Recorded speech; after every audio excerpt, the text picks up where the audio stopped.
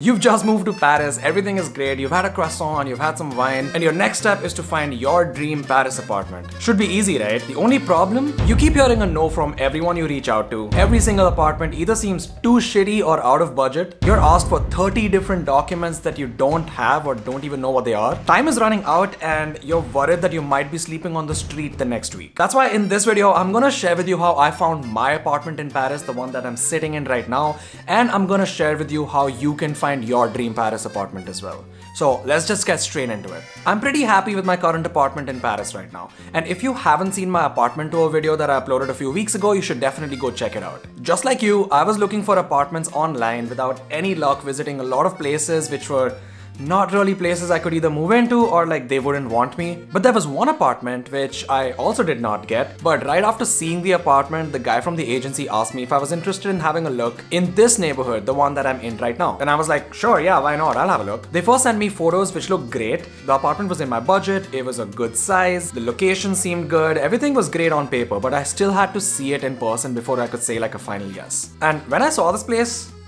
it was amazing. From the moment I walked in, I was like, yeah, I could definitely see myself living here.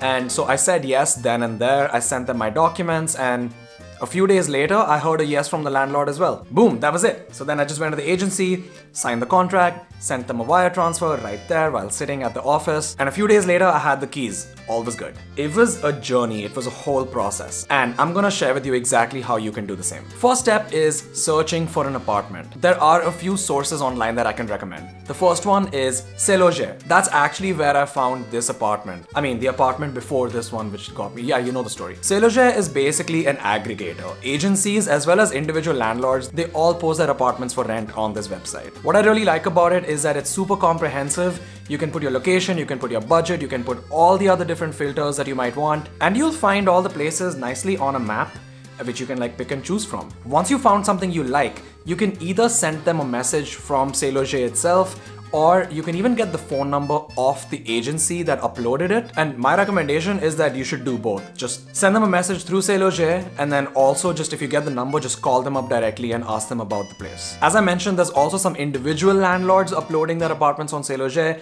and while you can find a good deal there too, a lot of those are scams, so you should be really careful. But I'm gonna talk to you about scams a little bit later. The second source is StudApart. This one is specific to students, and I actually found my previous apartment on StudApart. And if you've seen this video on my channel with the 9-meter square studio, that apartment was also found on StudApart. As always, good apartments on any platform, they go really quickly. So the moment you see the apartment being uploaded on StudApart or wherever else, you should reach out as soon as you can. That's actually how Cody, my previous flatmate, and I found our previous apartment, because Cody found the apartment uploaded on StudApart and he pretty much immediately reached out to them. I think we were the first ones to reach out, we were the first ones to go see the place, and we said a yes immediately after seeing it, and we got it. The last source is agencies directly. When you search for apartments, especially on SeLoger, it's, as I mentioned, it's a lot of agencies uploading their places. So what you can also do is go directly to the agency website and see what apartments they have on offer. Or otherwise, when you call them, you can ask them what else they have on offer aside from the one that you saw on SeLoger. One note on renting from an agency versus an individual landlord. Yes, agencies are a lot more expensive because they'll charge you fees, which can be quite expensive, but they're also really helpful in helping you find a place. And if an agency's name is reputed or trusted, or like you can look it up online and you can see reviews of the agency, you're far less likely to get scammed. In Paris, there are quite a few well-known agencies that have been there a while, and if you go through them, for example, you'll know that things are legit. But if you go through an individual landlord, as I mentioned even before, your chances of getting scammed are much higher. So you gotta be careful. But again, more on scams at the end of the video. The next thing that I wanna talk about is setting expectations and the Paris apartment triangle, or the TPAT as I like to call it. The Paris apartment triangle states that you can only have 2 out of 3 things. So one would be budget, the other one would be niceness, and the third one would be location. You can only choose 2, not all 3. If you want something that's nice and in a great location, it's not gonna be a budget apartment. If you want something that's reasonably priced and is nice, it's not gonna be in the best location. So that means it's either gonna be in a neighborhood that's not the best, or it's gonna be like an hour away from the city. And if you want something that's in a good location and reasonably priced, it's not gonna be the nicest place ever. It's either gonna be small or old, or most likely both. My apartment is in a good location and it's reasonably priced for its size. And that's why the compromise I had to make here was that The interiors of it aren't recently renovated. It's quite old, it's not the nicest, the kitchen's not the best equipped. But hey, I mean, you gotta make a compromise somewhere. For me, I wanted something that was large-ish and within like a decent budget and in a good location. Like I didn't want to be away from the city or in a neighborhood that I didn't feel the safest in. There always has to be a compromise. That's basically the rule. Unless the compromise is that you're spending a lot of money, which... yeah, sure, no compromise there. Alright, now let's talk about all the documents that you need. The famous dossier that you're asked for everywhere you go. Here's what you need to have. First one, an identity proof. So that's your passport, your residence permit, your visa, whatever that is. Next, you're gonna show your resources and your residence proof. Look, so in France, it's really hard for a landlord to kick a tenant out even if they're not paying rent, especially in the winter months. And so that's why landlords are super careful about who they take on. They wanna be fully sure that you're gonna come through with your rent every month. And that's why normally you're gonna need 1. Documents related to where you currently live. So that's your residence contract, your last 3 months rent receipts, essentially showing that yeah, you've been renting, you've been paying rent, you're good. The more documents you have, the better. The second thing they're gonna ask for is your job contract. They wanna see what kind of job you have.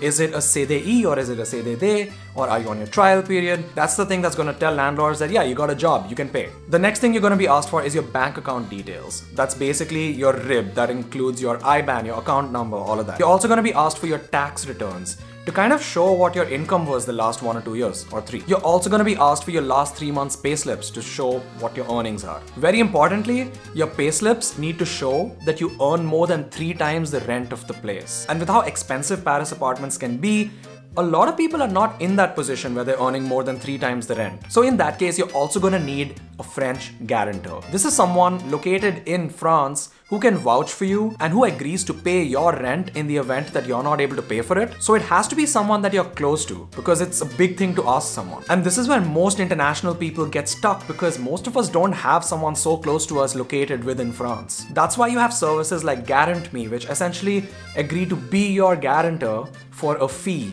They look at what resources you have from all over the world, like your parents' savings, your parents' income, no matter where they are, whether it's in Europe or in Asia or in the US, and Guarant Me will assess the maximum rent that you can be guaranteed for. Most landlords and agencies accept Guarant Me, but some of them don't, so again, your mileage may vary, but I think it's a pretty good option. For this apartment, I use Guarant Me as well. Another option is Visale, which is free. It's just like Guarant Me, but I think it's free, but I don't think a lot of landlords and agencies accept it.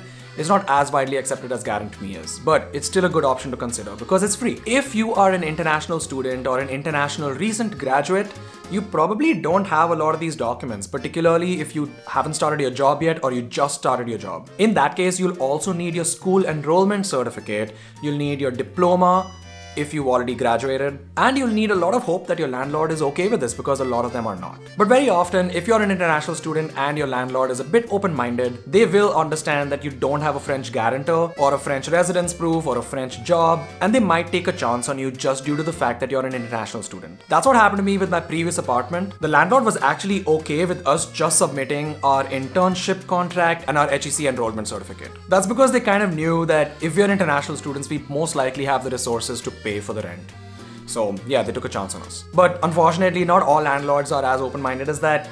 And yeah, again, your mileage may vary. Alright, now let's talk about the apartment visits. You found your dream apartment online, the pictures look great, you see yourself living there, you've made your dossier, you've got all these dreams, right? And now it's finally time to go and see the apartment in person. What happens? So visits for small apartments especially are really quick.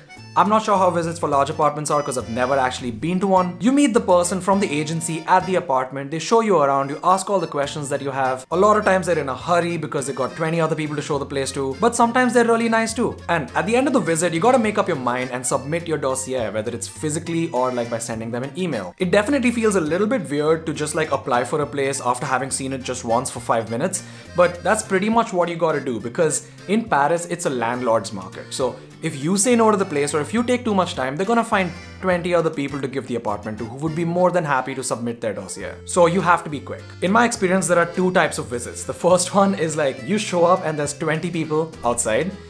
That's when you know that yeah, your chances of getting the place are a little low, so like yeah, your expectations are like dropped already. But then there's other visits where you're the only one looking at the place, and this usually happens when you're the first person to reach out or you found a place through an agency which didn't upload it yet or something like that. That's when your chances can be a lot higher.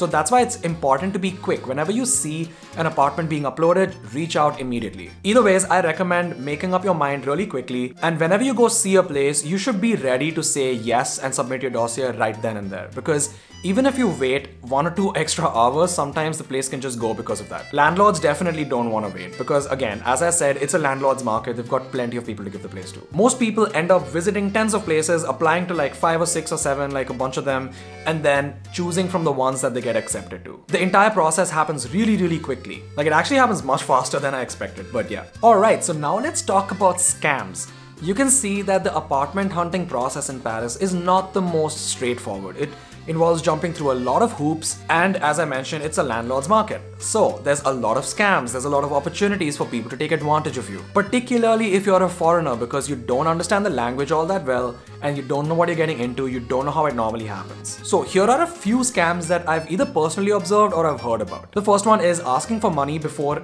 you've even seen the place or before you've signed a contract. Don't send any money before you sign a contract. That's the rule of thumb. Often when you ask for money like this, it can even be through like a gift card or something. And if that's the case, 100% scam. The apartment probably doesn't even exist. Just run away. As an example, when I was hunting for an apartment last year, one landlord asked me for like a €750 caution deposit through NeoSurf, which is like an online prepaid card. No legit landlord is gonna ask you for a caution deposit through a prepaid card. That's just complete scam. Another one is asking for a reservation check or a chèque de réservation. Sometimes landlords or even agencies will ask for this before you even sign the contract. The idea is that they want to be fully sure that you're actually gonna take the place, and they reserve the right to cash the check if you choose to not take the place. You should know that this has now been made illegal. It used to be a thing in the past, but not anymore. Again, rule of thumb, don't send any money or give any check before you've actually signed a contract. Third one is an apartment that looks too good to be true. Yeah, that 40 square meter apartment in the center of the city with a dishwasher and a balcony that costs €600 a month, it does not exist. That's too good to be true. Often, people make up some sort of like a sob story that, yeah, they had to leave the place immediately because their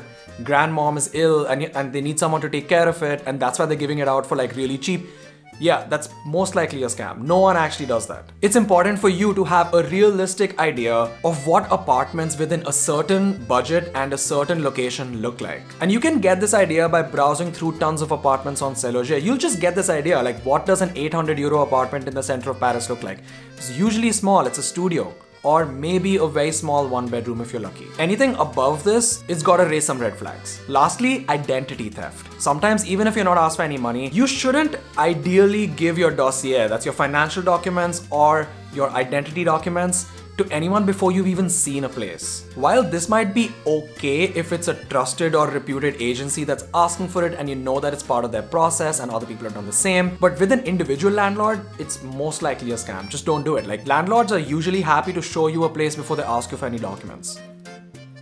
Alright, one more thing that I want to add is just use your gut feeling. If something feels a little off, if something feels wrong, honestly, you'll find another one. Just like, don't take a chance on that. Just use your gut feeling. If this whole apartment hunting thing is not for you right now, or if you're not in France and you can't do any visits, here's some other alternatives that you can consider too. First one is student housing or like student residences. There are actually student residences in Paris that are more lenient for international students or foreigners in terms of documentation. And they might also be more standardized, so you can actually read reviews of the place before booking it. So it's much easier for you to do that if you're not actually in France yet. I actually did this. I lived in a student residence called Eclat for about 9 months in 2020. And I did it for the same reason. I wasn't in France when I was looking for a place. I tried searching for an apartment and it was too hard. So I was like, you know what?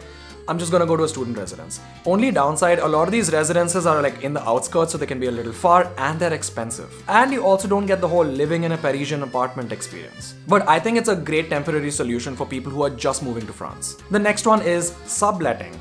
Often when people leave the city for the summer or the winter, they give out their apartments as a sublet. That's another great alternative that you can consider for a few months while you find your place. And you can usually find these sublets in Facebook groups of students or of particular universities that you're going to join. The next alternative is Airbnb. If you're just moving to Paris, you can consider staying at an Airbnb for a few weeks to a month or so while you find your Paris apartment. This can, however, be expensive, so it's not an option for everyone. The last alternative is a homestay. This is another option that people consider, but they're really hard to come by, and like good homestays I guess are even harder to come by. Here you're basically living with a family in a spare room in their apartment or in their house. I have a friend who's doing this and she has a great experience. So yeah, it could be something to consider as well. Alright, so that brings us to the end of the video. If you found this video useful, please give it a thumbs up. It really helps me out a lot.